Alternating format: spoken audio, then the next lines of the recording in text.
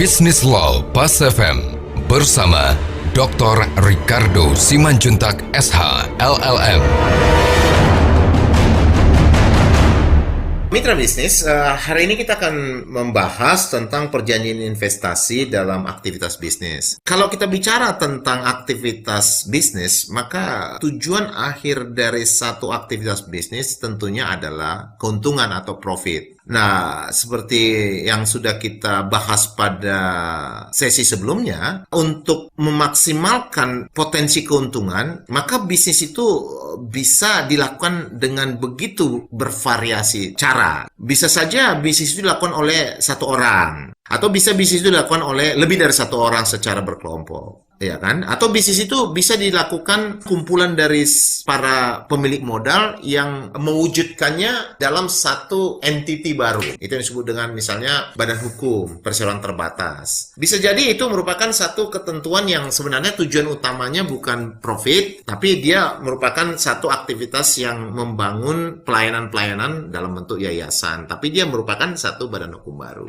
Jadi kembali kita katakan bahwa aktivitas bisnis tadi tujuan utamanya adalah untuk mencapai satu profit. Ketika katakan mencapai satu profit, maka dalam proses perjalanannya orang seharusnya akan berpikir bagaimana mengembangkan potensi keuntungan. Saya duga sih tidak ada orang yang berbisnis dengan pola pikir bagaimana mengecilkan potensi keuntungan. Nah, untuk itu, mitra bisnis, seorang pelaku bisnis pada umumnya akan mendasarkan pada kemampuan yang dimilikinya, adalah modal yang dia miliki gitu. Nah, dalam proses perkembangan yang dia harapkan, maka dia akan bergerak dan membangun aktivitas bisnisnya melebihi dari kemampuan umum tadi. Kalau dia miliki modal misalnya 10 miliar, maka dia dengan perkembangan yang dialaminya, dia akan mencoba berpikir mengembangkan aktivitas bisnis yang membutuhkan tentunya modal lebih dari 10 miliar. Nah, untuk itu, maka dia akan masuk kepada satu alternatif. Ya, secara alamiah dia tunggu sampai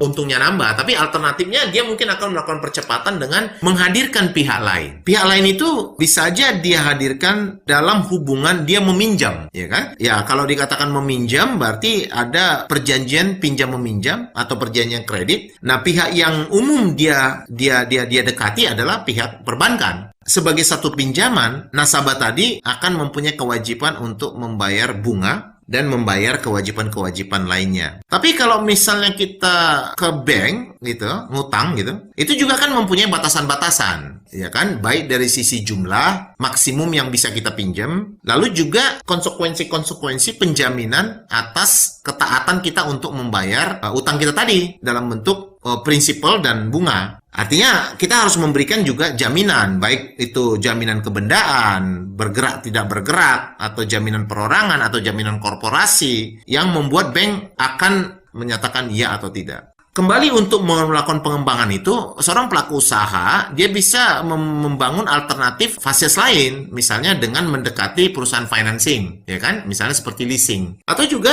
dia bisa mendekati perusahaan pembiayaan commercial financing gitu ya, dalam bentuk misalnya kredit gitu ya, melalui perusahaan itu, kemudian dia akan melunasinya kepada perusahaan itu. Nah, ini adalah satu bentuk-bentuk upaya dari seorang pelaku bisnis yang dalam tujuannya untuk mengembangkan usahanya dan mengembangkan kekuatan permodalan melalui cara meminjam, baik melalui bank, baik melalui perusahaan finance lainnya, atau juga melalui sahabatnya gitu loh. Minjem duit nanti dibayar gitu kan. Jadi itu ada alternatif. Nah, berbeda misalnya alternatif lain, seorang pelaku usaha bisa membesarkan permodalannya dengan menggandeng mitra, ya kan? Dengan menggandeng mitra. Ini yang kita sebut dengan investor, ya. Nah, untuk itu bagaimana dia bisa menggandeng mitra? Bisa saja dia menggandeng mitra atau investor, di mana investor ini setuju hanya untuk membayar aktivitas bisnis dia yang sedang jalan, gitu loh. Jadi membiayai, atau juga bisa jadi investor ini masuk berinvestasi dengan mendudukkan dirinya sebagai bagian dari pemodal dalam perseroan. Tapi yang menjadi hal yang sangat berbeda antara perjanjian investasi dengan perjanjian kredit. Kalau perjanjian kredit atau loan agreement atau fasilitas, itu pemberi pinjaman tadi tidak mempunyai